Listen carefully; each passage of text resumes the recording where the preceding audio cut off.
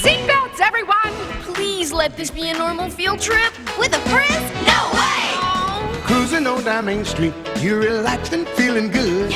Next thing that you know, you're seeing octopus in the neighborhood. Surfing on a sound wave, swinging through the stars. Take a left at your intestine, take your second right past Mars on the magic school bus. Navigate a nostril, climb on the magic school bus. Spank a plankton too. Take that! On our magic school bus. Rock the river of lava on the magic school bus. Such a fine thing to do. So strap your bones right to the seat. Come on in and don't be shy. Just to make your day complete. You might get baked into a pie on the magic school bus. Step inside, it's a wilder ride. Come on, ride on the magic school bus.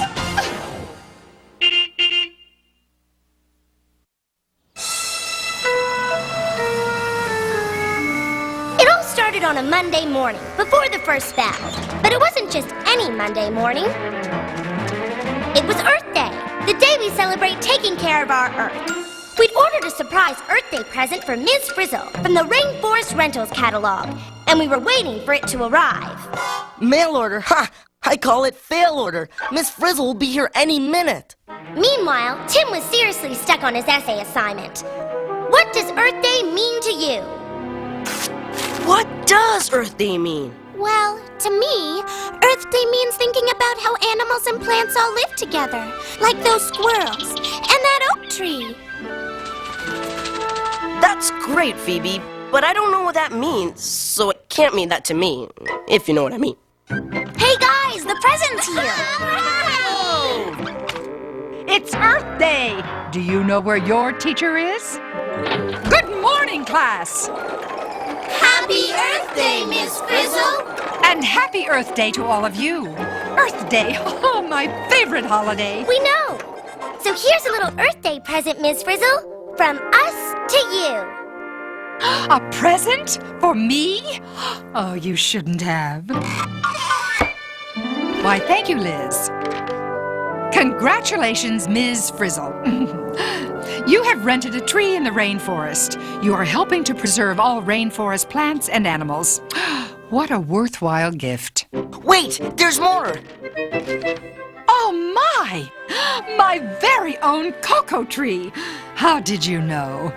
We know that cocoa trees make cocoa beans, and cocoa beans make chocolate. Oh, my favorite thing on earth. What a day. And listen to this. As a cocoa tree renter, you are entitled to all the cocoa beans your cocoa tree produces for 1 year. And here's your first shipment of cocoa beans. Open it! Open it!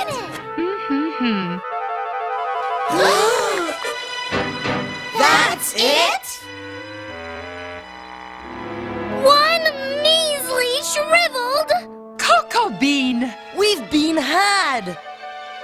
Look, there's a note.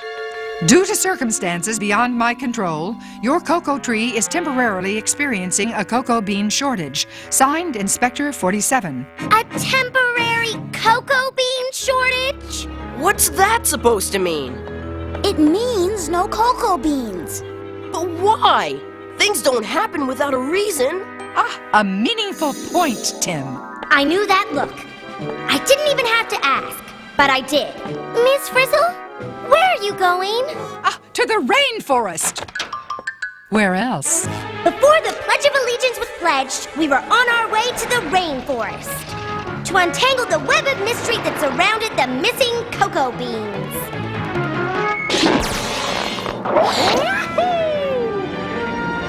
Don't worry, guys. According to my sense of truth, justice, and the Milky Way, I'll crack the case of the missing cocoa beans, or my name's not... Detective D.A.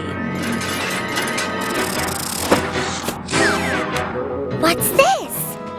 Cool! My own RFI license! What's an RFI? A rainforest investigator. Every continent needs a few. And a rainforest handbook! Now I've got everything! Except a partner. Every good detective has a partner. Dorothy Ann's in charge of the investigation, Tim, and you're in charge of the big picture. The big picture? As big as Earth itself. Before we knew it, we had arrived at the rainforest. Whoa! It's wall-to-wall trees down there. It looks like they're connected to each other. How are we ever gonna find Miss Frizzle's tree? As my old parachute instructor used to say, look before you leap and never jump to conclusions. On the other hand, take over, Liz. Single file, please.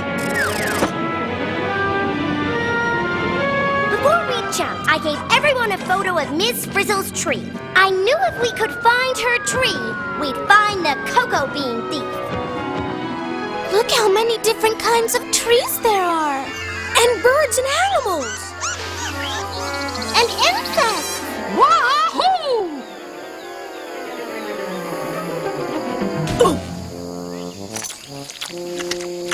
Excuse me, guys. Have you seen this tree? Is that a note? Okay, I'm out of here. Ew, what's all this sticky stuff? Hey, Carlos, what's going on? They weren't expecting visitors. Let's get out of here. Wait. Yum, fruit juice. Wow, those monkeys are regular juicers for all these ants. Yikes! An anteater. This must be his favorite rainforest restaurant. Hey, DA, look at this! There's more than just cocoa trees in the rainforest. There are tons of fruit trees. And if we're looking for suspects, what about these guys? Maybe they like cocoa beans too. I figured Tim was barking up the wrong tree, so I had to set him straight. Listen, partner, we're looking for this tree and a suspect named Inspector 47. Okay? Well, yeah. But to get the big picture, maybe we need more info. DA! We've got a match! There's the Frizz's tree! It's your cocoa tree, all right, Miss Frizzle. Oh, it's beautiful. I just want to hug it. Sorry, Miss Frizzle, you can't touch a thing. According to my handbook, we've got a dust for fingerprints. And according to this picture, the tree should be covered with pods. But it's not. There's only flowers. How come? There's no sign the pods have been picked. It's as if the cocoa tree just stopped making them. No pods, no beans. But the tree is healthy. Just look at all these flowers. So what's going on? Help!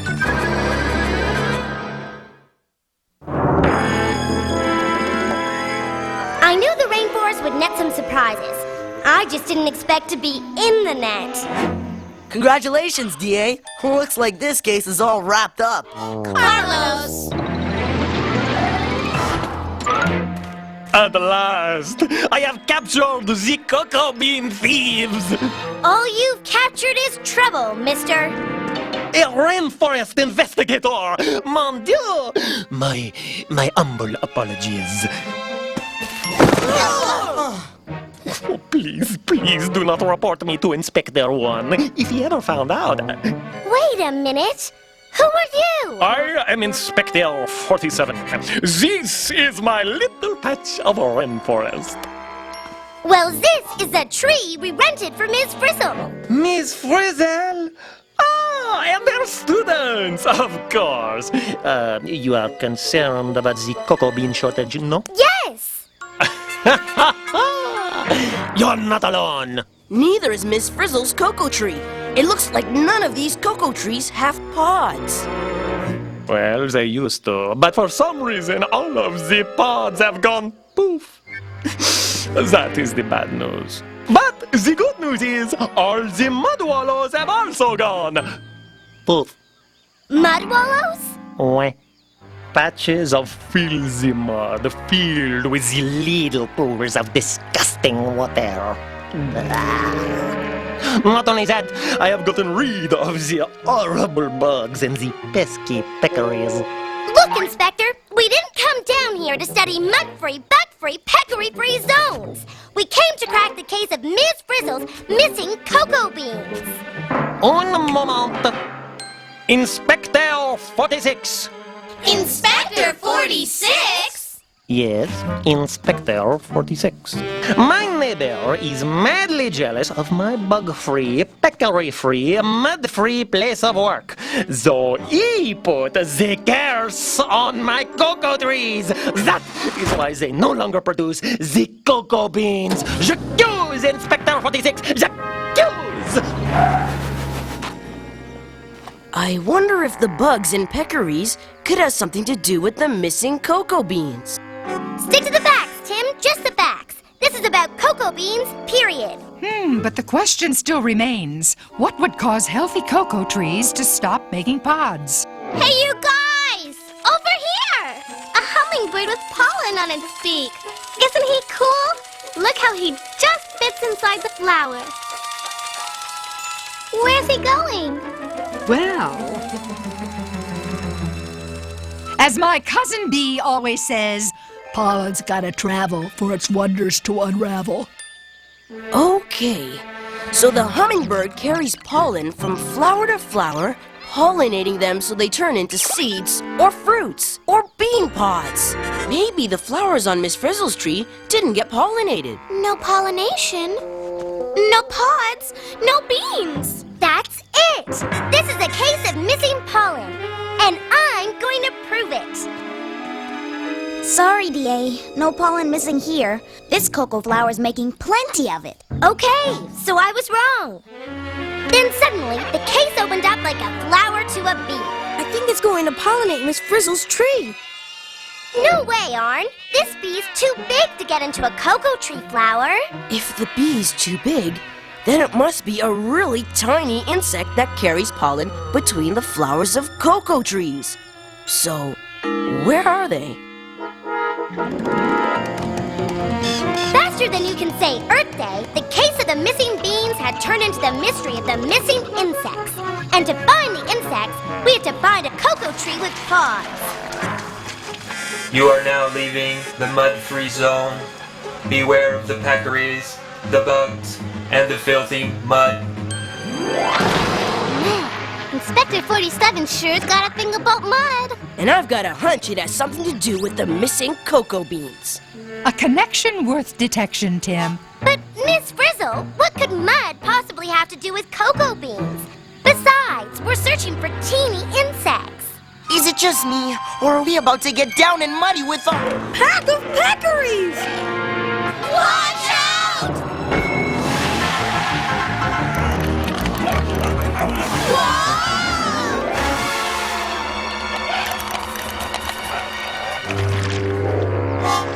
Just when it looked like our Earth Day investigation was turning into Mud Day mayhem, Miss Frizzle gave us a boost. Now that's what I call springing into action. Whoa! Look at all these cocoa trees! And they're loaded with pods. And real live cocoa beans. And where there's a working cocoa tree, we should find our missing insect. I was right. The flower was getting pollinated by a teeny-weeny insect. Which, by the way, goes by the name of midgefly. So I get it! Midgeflies carry the pollen, From the flower of one cocoa tree to the next. and the pollinated flowers turn into pods. That are filled with cocoa beans. That make chocolate! Get the picture, Tim? Got it, Miss Frizzle. It's all in here. Hey, where'd the water come from? Up there, What's that? a bromeliad. Need to take a closer look? Check it out. You're not gonna believe it. There's a whole world of life going on here. There's a slug drinking water, an iguana taking a bath, a frog laying eggs, and the eggs hatching into tadpoles. All in the same plant? Yeah, it's like they're all part of the same tiny world, living, eating, and hatching in this one little pool of water. But unlike these midgeflies, it's got nothing to do with our cocoa trees. If we could get these midges back to Miss Frizzle's tree, our problem's solved. Hold it, DA. What happens when those midges die? We'll be right back where we started. Could the picture be a little bigger than you thought, D.A.? No way! The solution to this mystery is the midges. I'm sure of it. But D.A., don't you want to know why the midges disappeared? Yeah, things aren't always what they seem, like this bromeliad. It's not just a plant, it's a pond of water, too. And things live in water. Take away the pond, and the slug, the frog, and the insects would all disappear! Tim! Ugh, what Earth Day means to me. Welcome to Mudville, Tim. Mudville? This is Bugville. D.A., quick, your magnifying glass. Just as I suspected, a mud wallow for the peccaries is also home sweet home for the midge flies. You're right. It seems that watery mud wallows are the perfect place for laying eggs, hatching larvae, and raising midges. The plot and the mud thickens. I told you mud had something to do with it. Inspector 47 got rid of the peccaries, which got rid of the mud wallows, which got rid of the insects, which got rid of the cocoa pods because the cocoa flowers never got pollinated. Then Inspector 47 is our culprit after all. But how did he get rid of the peccaries? I think he missed a few. Peccary stampede! Nothing like a pack of peccaries to place us in a perilous predicament. One thing about going on a field trip with Ms. Frizzle, we could always count on a hands-on experience. Whoa! Hey! Thank you! What's going on? Class, pursue those peccaries. Anything in your handbook about how to stop a stampeding peccary? I'm looking! You are now entering a mud-free zone. You are now... We're back in Inspector 47's patch of rainforest! Turn around! Go back! Sure. Go away!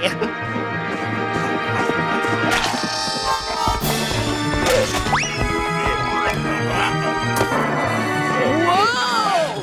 Tim, come back! Look what you have done to my suit! I will not allow those filthy animals in my patch of the rainforest! Those filthy animals, as you put it, are just what your cocoa trees need to make cocoa beans. Of course! It is the peccaries who make the cocoa beans! She is not only a rainforest investigator, she is a comedian. We'll see who has the last laugh, Inspector.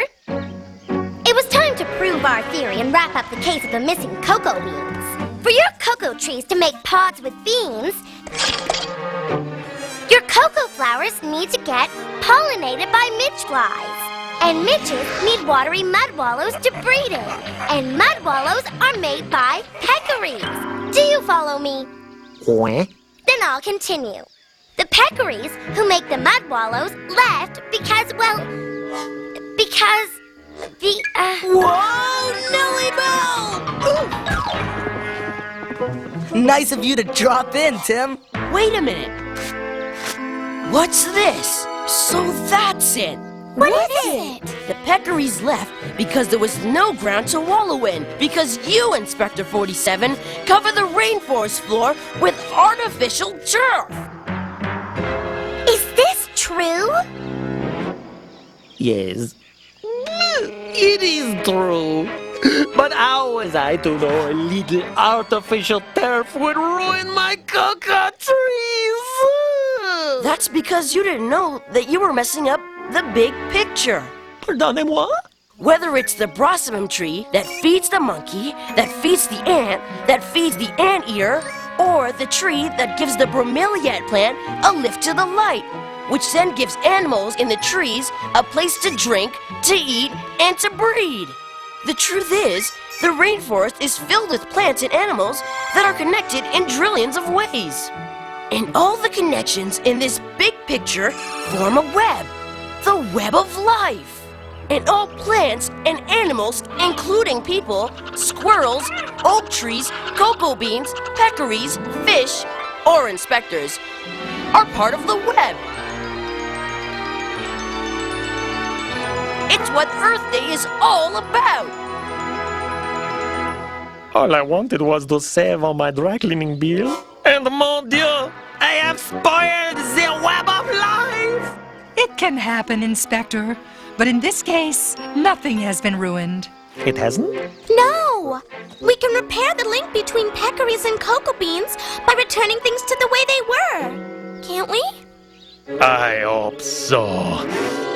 I will reap up these filthy artificial turf with my bare hands! And so, the mystery was solved. The artificial turf was history. Tim found the meaning of Earth Day when he figured out the web of life. And Inspector 47 begged for a pardon from the peccaries. Come back, my pretty peccaries! I have a beautiful mud wallow just for you! The web must be restored! Soon!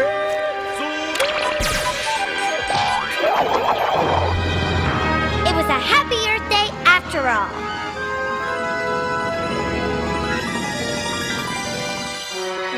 Several months later, Miss Frizzle received another shipment from Rainforest Rentals. All right! Yeah! Look at all those cocoa beans. There was a note from Inspector 47. Due to circumstances beyond my control, your cocoa tree has produced a bumper crop of cocoa beans. Yes! Signed Inspector 22. Inspector 22? Thanks to you and your students, I got a promotion.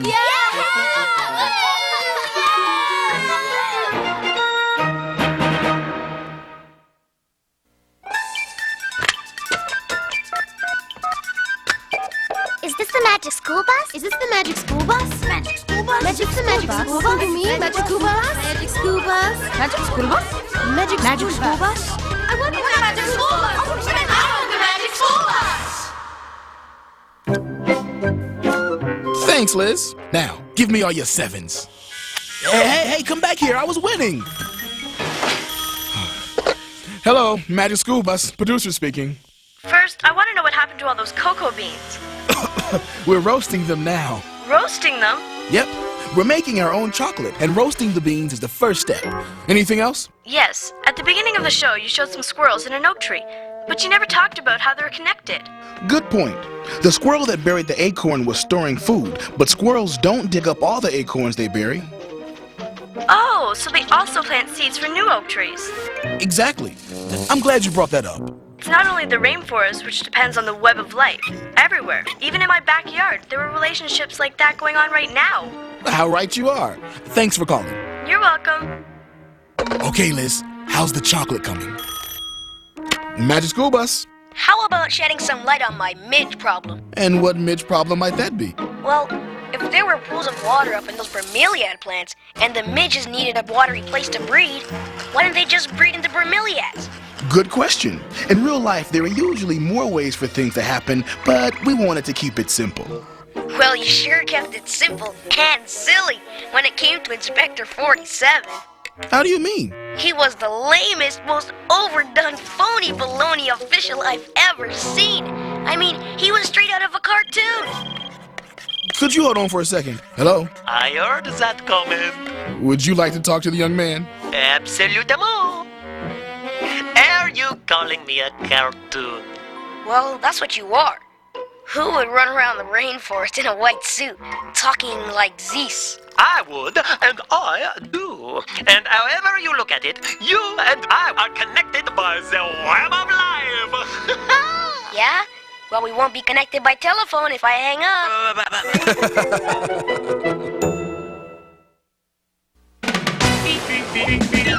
Surfing on a sine wave, swinging through the stars. Yeah. Take a left at your intestine, take your second right past Mars on the Magic School Bus. Navigate a nostril, climb on the Magic School Bus. Make a plankton too. Take that! On our Magic School Bus. Drop the river of lava on the Magic School Bus. Such a fine thing to do. So strap your bones right to the seat. Come on in and don't be shy. Just to make your day complete. You might get baked into a pie on the Magic School Bus. Step inside, it's a wilder ride.